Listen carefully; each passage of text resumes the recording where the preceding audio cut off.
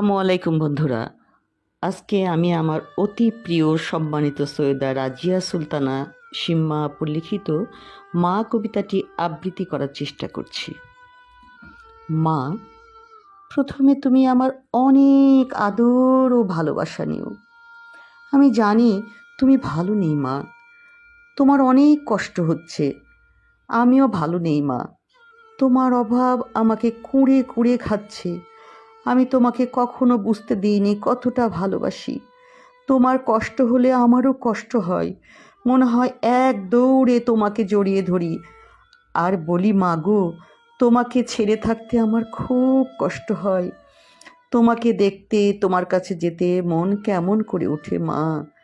মনে আছে মা, ছোট্টবেলায় ভালোবেসে যত্ন করে আমার জন্য সোয়েটার তৈরি করেছিলে। তোমার মেয়েকে ডাক্তারের কাছে নিয়ে যেতে, চুল কাটাতে পার্লারে নিয়ে যেতে, সব রান্না করে টেবিল ভর্তি করে রেখে দিতে। জানো তুমি, তোমার লোভী মেয়ের এখনও তোমার হাতে রান্না খেতে ভীষণ ইচ্ছে করে।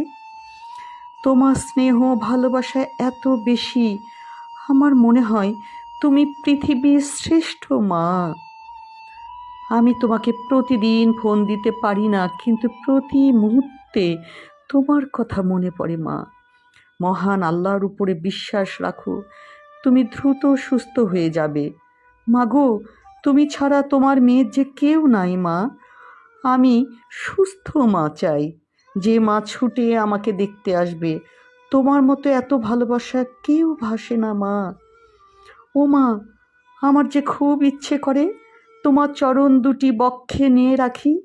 মা, ও মা, আমি যে তোমায় অনেক ভালোবাসি। আমার বিশ্বাস তুমি আমায় ছেড়ে যাবে না কখনো। তোমার মেয়ে।